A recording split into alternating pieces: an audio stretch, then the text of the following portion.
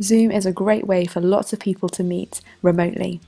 It allows us to have conversations and see other people who we may not have seen in a long time. It is relatively straightforward to use, but there are a number of places where you may fall down and run across problems.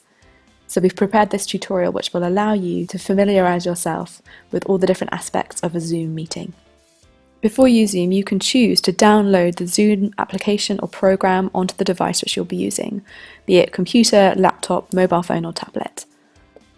If you're using a phone or tablet, go to the App Store where you'd usually download applications and find Zoom. It might be listed as zoom.us. If you're using a laptop or computer, head over to zoom.us online and choose to download it there. You don't have to download the Zoom application in order to use Zoom. Once you're sent the invitation, you can just click the link, as we're about to see now, to join the meeting. You'll receive an invitation to join a Zoom meeting via email or some other messaging service. The invitation will look a bit like this. It will have the name of the person that's inviting you, the time and date of your meeting. It will have a meeting ID and a password, and it will also have a link that says Join Zoom Meeting. There are two ways to join a Zoom meeting. You can either open the Zoom program or application in your phone or computer or tablet, click the blue Join button, and then add the meeting ID and password into the relevant sections. The meeting ID and password will have been sent out in the email invitation to join the meeting.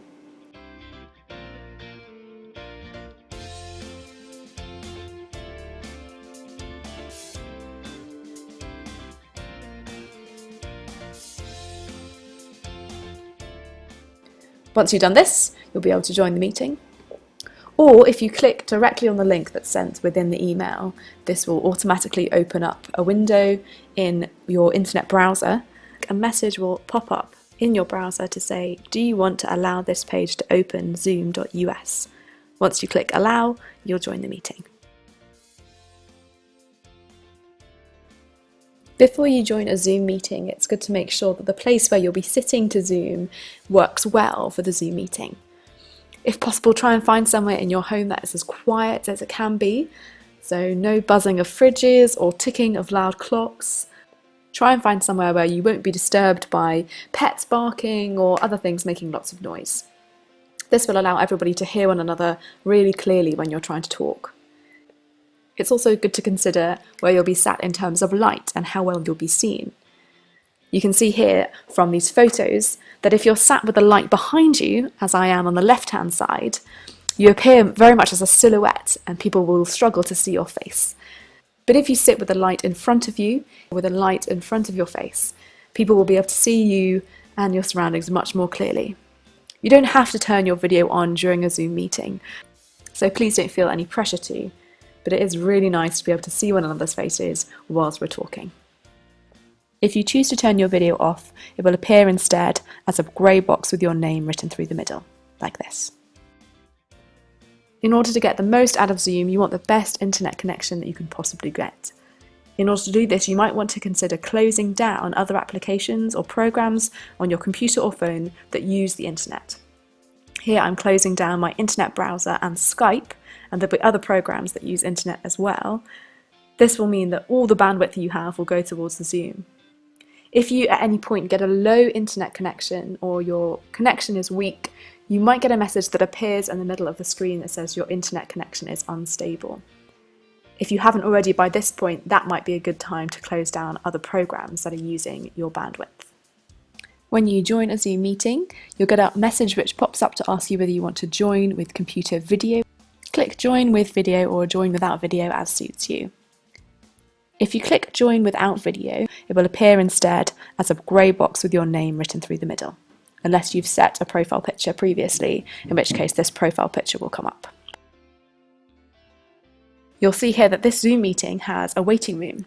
This is an added level of security which Zoom have added recently, which allows us to make sure that people that are coming into the room are ones that we have invited.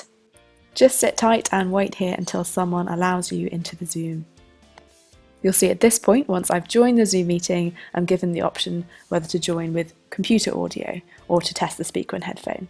Just click Join with Audio. As soon as you join the Zoom meeting, it might be a good idea to maximize the screen. So press a button somewhere on your display which allows you to view the Zoom in full screen.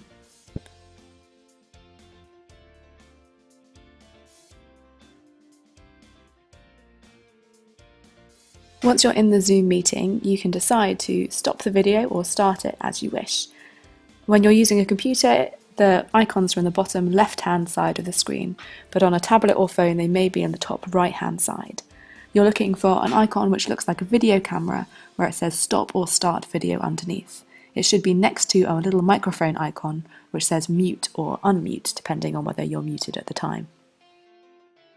At the moment we're looking at the screen in gallery view. This seems to be best for most people who want to be able to see as many people as possible at a time. Although you can change the view to speaker view, which means that lots of people appear in smaller panels and the person who's talking appears in a big screen. On a computer, the options to change between speaker and gallery view are in the top right-hand side of the screen. If you're using a tablet, again, this might be in a different place. But you're looking for two buttons which say speaker view or gallery view, depending on what you're currently looking at.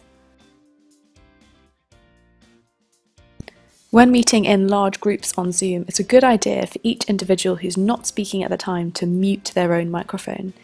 This means that the audio which comes from the person who is speaking is much more clear and we're more likely to be able to hear one another. Of course, when you want to speak, make sure you unmute yourself, but whilst you're just listening, it's a good idea to mute to make sure everyone can hear. The mute button is in the bottom left-hand side of the screen, next to the video button.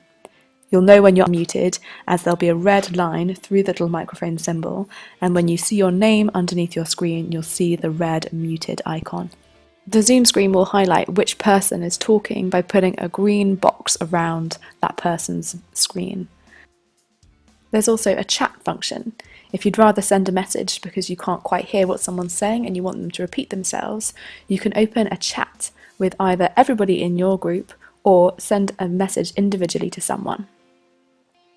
The chat function on a computer is found at the bottom of the screen where it says chat. This will open up a dialog box on the screen which you can move around and drag out of place. You can type a message to everyone underneath, as I'm doing here.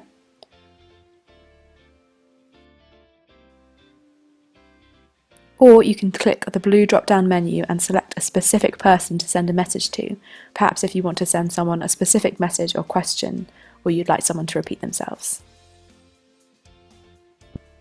Replies to a message you send or any new messages will pop up at the bottom of the screen, showing the number of new messages next to the dialog box underneath. You can click the dialog box again to open it up and see the replies, or the conversation that's happening.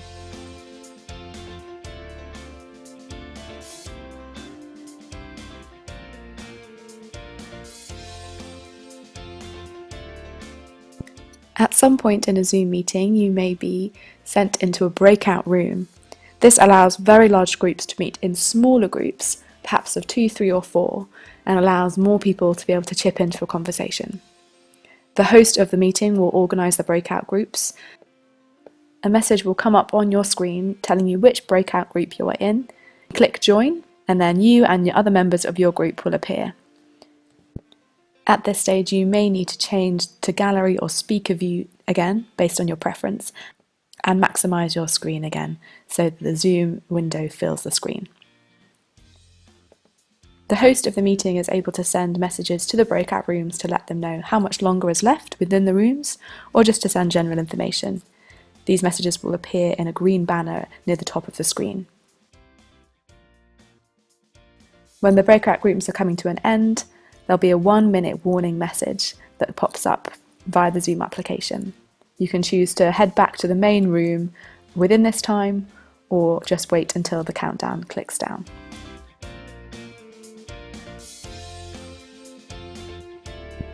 Once you click return to the main session, or the countdown has fully gone down, you'll be returned to the main Zoom meeting, and everybody else that was in breakout rooms should join you there.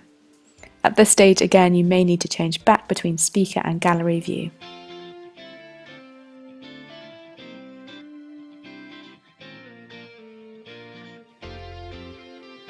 When it comes to leaving the meeting, there is a big red Leave button at the bottom right-hand side of the screen. This is there throughout the meeting and you can leave the meeting at any time.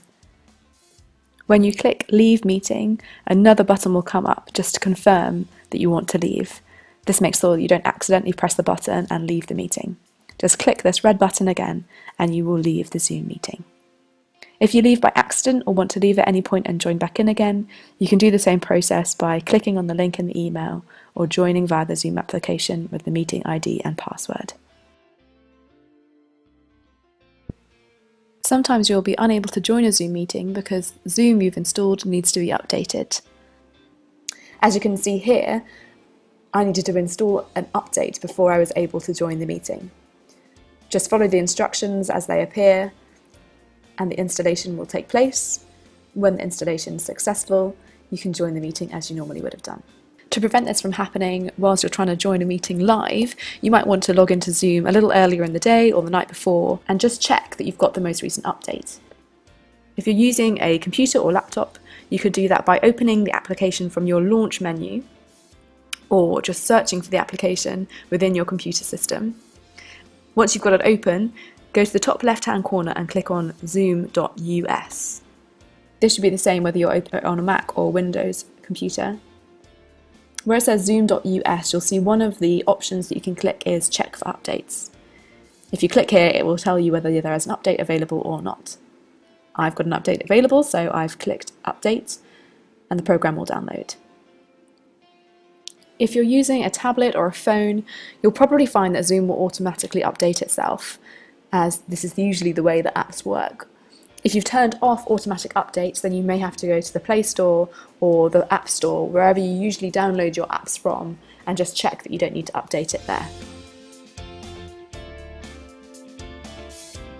It might be a good idea to arrange with someone who you know uses Zoom or is familiar with it, and have a practice Zoom session before the meeting that you're planning on attending.